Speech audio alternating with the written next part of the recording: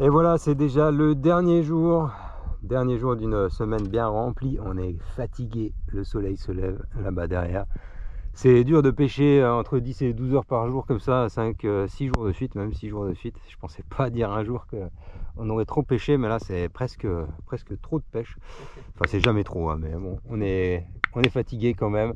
Voilà, on se retrouve sur une zone qu'on a déjà pêché, une ancienne voie de chemin de fer tombée au fond du lac, d'après ce que j'ai compris, dont l'insertion se trouve là-haut. Je sais pas si je montre dans la bonne direction. Donc ce qu'on va faire, c'est qu'on va chercher avec le LiveScope où est la bonne zone, et puis on va pêcher un peu en linéaire ici, peut-être faire un peu de vertical puisqu'il y a une structure sur le fond en fait. Donc il y a 10 mètres d'eau et la structure elle remonte à 7 mètres en fait. Voilà, c'est pas une très grosse structure mais elle est assez longue, donc il faut vraiment être précis pour pêcher dessus, pour bien pêcher la zone. On avait fait un cendre et quelques touches, mais bon, pour changer un peu on va essayer de faire ça. Si on doit faire du cendre ou un beau poisson, ce sera sûrement ici, donc on va essayer de pêcher ça peut-être 1 heure. J'ai mis le LiveScope vers l'avant, donc là on est dans 20 mètres. Et on voit que ça commence à casser à 20 mètres devant, donc on va avancer sur la structure.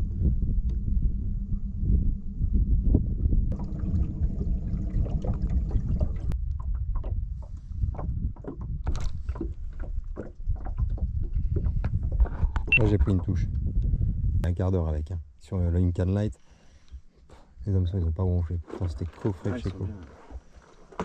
C'est les... Comment ils s'appellent?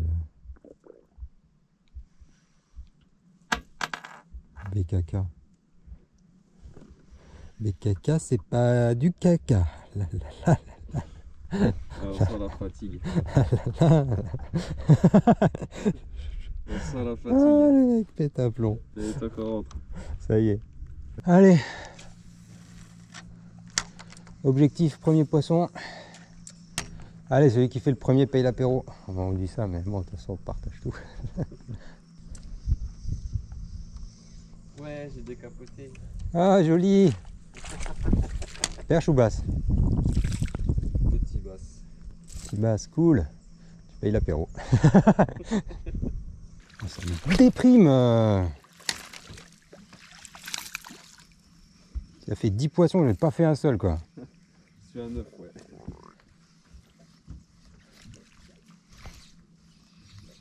Oh. Mon Dieu. Voilà. Enfin, le premier.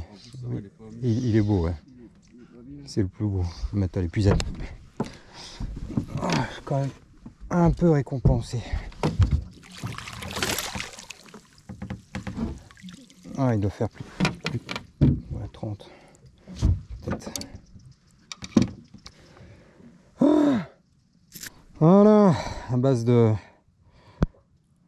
Ouais, comment ça fait ça?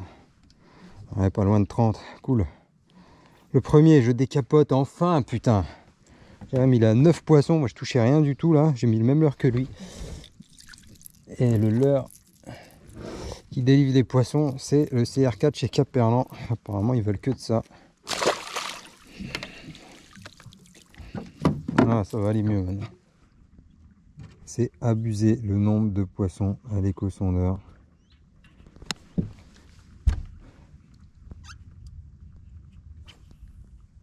Allez, on va s'ancrer.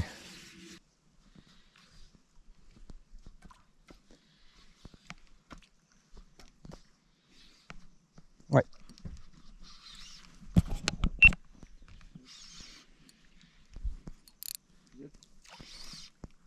C'est peut-être pas si... Ouais, c'est pas vilain à mon avis. Ah ouais, elle est belle.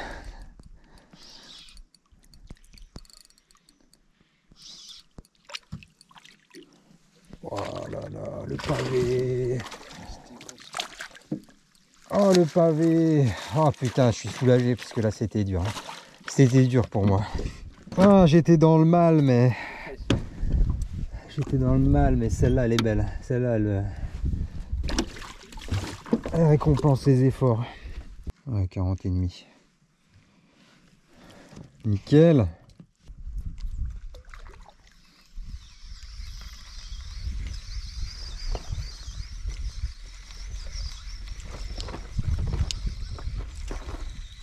Ah mais voilà.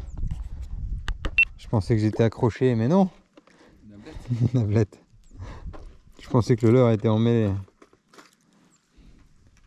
Les perches, elles chassent vraiment le long des bordures, à 20 cm des bordures. Elles coincent les alevins contre les falaises et poup, poup, poup. Là, quand je pêche au crank, là il y a 4 mètres, j'ai un crank qui plonge un peu moins. Je plonge vraiment la canne dans l'eau, voilà, d'1 mètre pour aller vraiment chercher plus profond.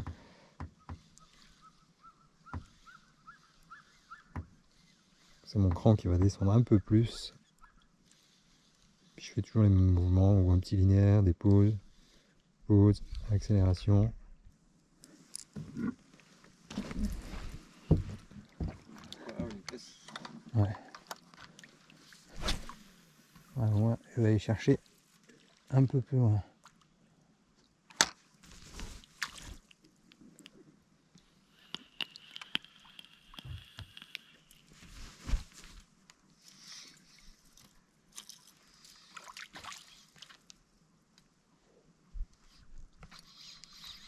Poisson.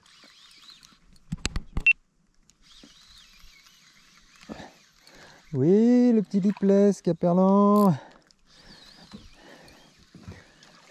Tous les leurres caperlan, ils fonctionnent. Incroyable.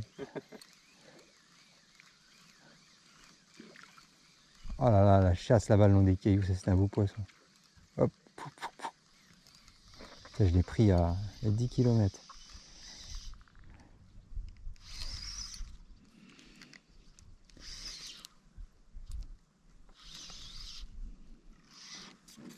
Oh, elle est pas mal de nouveau, elle est pas mal.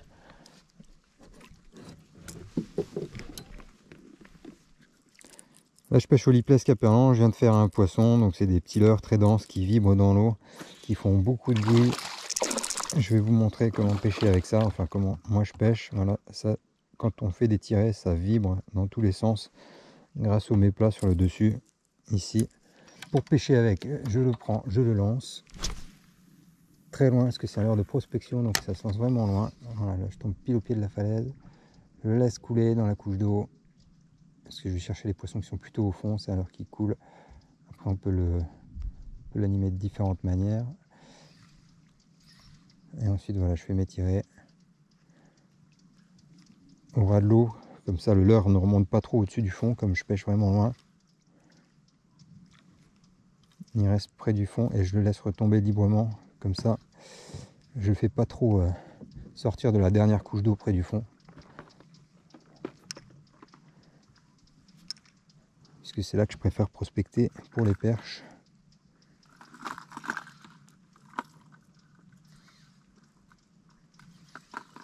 On peut faire aussi un peu de linéaire, hein. Laisser retomber, linéaire, on peut animer au moulinet quoi. Puis après on peut pêcher en traction, vraiment faire des tirés vers le haut, laisser retomber, accompagner.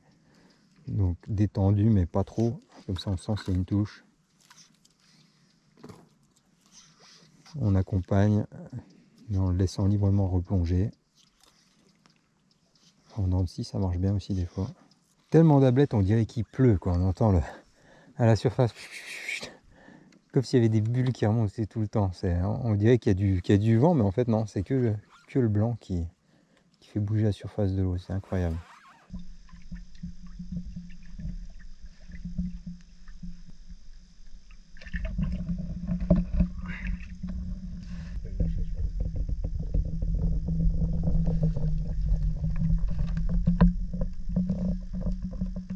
Voilà, ça devient compliqué les 14h30 et c'est comme tous les jours, le soleil est au plus haut et ça ne mord plus du tout. Il n'y a plus d'activité à part les ablettes qui sautent. Donc on va bouger, on va aller pêcher les petits basses et essayer d'en faire un gros dans les herbiers où j'ai fait le mien hier. Et ensuite on finira coup du soir sur les perches. On va pas prendre de risque, c'est le dernier jour. On essaiera de faire encore quelques belles perches. Remplir une bonne filoche comme ce matin là, avec 10 kg de poisson dedans et puis un bon repas. Un bon repas, ouais. On met tout dans la glacière et on rentre à la maison. Direction Thionville.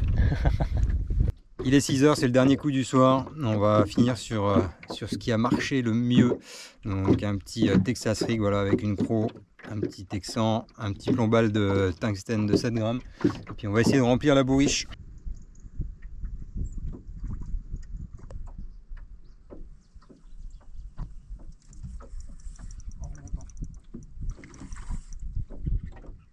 Ouh, la grosse derrière.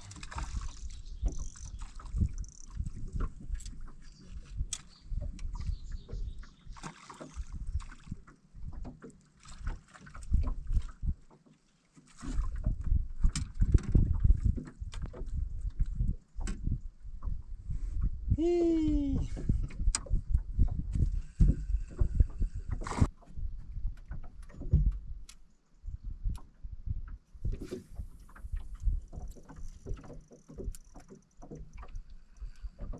Ils sont réveillés ou pas?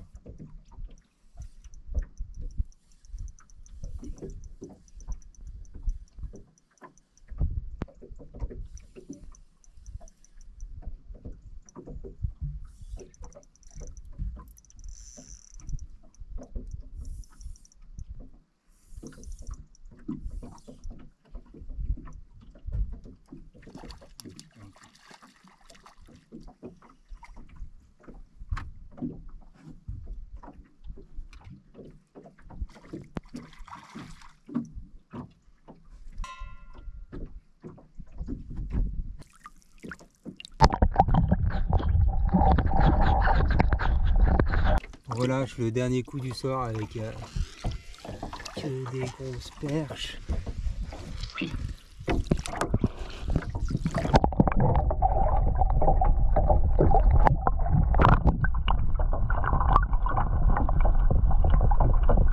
Et voilà, on est sur la route du retour, on fait la conclusion maintenant puisque hier on était un peu dans l'euphorie de la dernière soirée et puis on n'a pas pris le temps de filmer, il faisait trop noir après.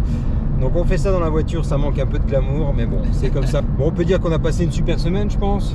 Ouais, c'était bien. C'était bien.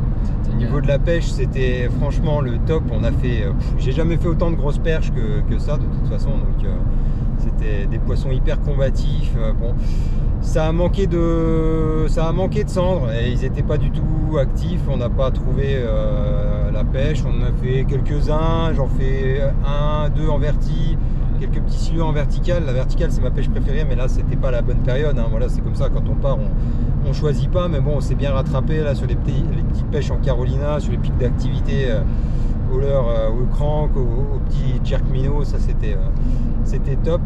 Beaucoup de black bass sur les bordures, mais que des petits. Que des petits black bass, mais c'était pas du tout dans les objectifs et je pensais pas qu'on ferait autant de black bass et c'était fun à pêcher parce que c'est un truc que j'aime, jamais pêché. Moi j'en avais pêché quelques-uns sur des voyages en Espagne aussi, par-ci par-là. C'était pas enfin voilà, mais là on a fait on aurait pêché les bordures toute la journée, on aurait pu faire chacun plus de 50 black bass, hein. C'était la folie, hein. C'était la folie. Et puis je bats mon record. Tous les 2 mètres il y avait un black bass. Tous les 2 mètres il y avait un black bass, ouais, c'était fou. Tous les 2 mètres il y avait un black bass de 15-20 cm. Je bats mon record black bass, donc ça c'est cool aussi. Bon, il n'était pas incroyable, mais bon, je fais un black bass de 43, donc ça c'est cool.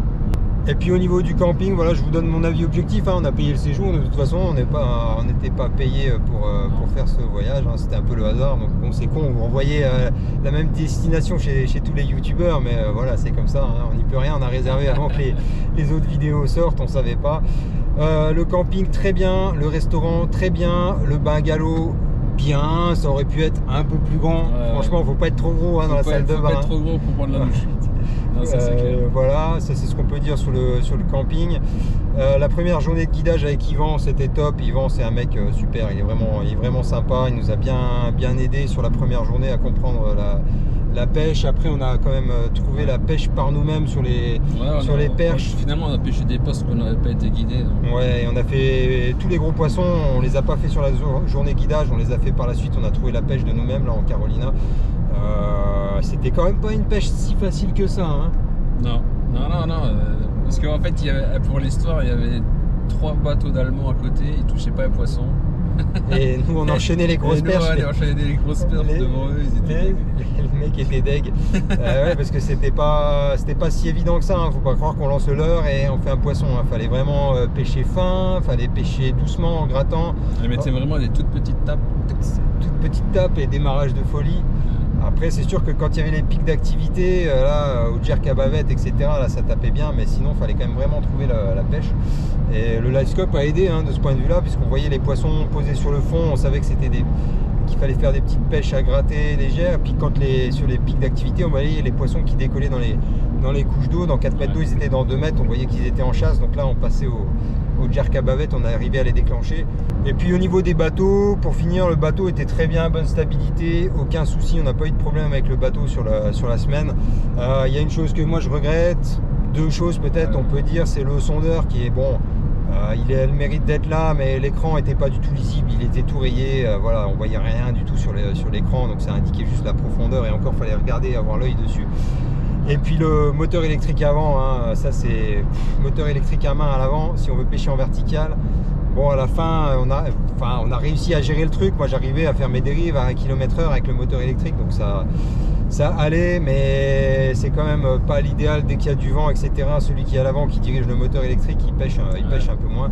Il pêche 50% de moins, quoi. Il pêche, non, quand même pas, non, ça allait avec la jambe. Ça allait quand même, avec le genou, on arrivait à diriger le moteur et tout.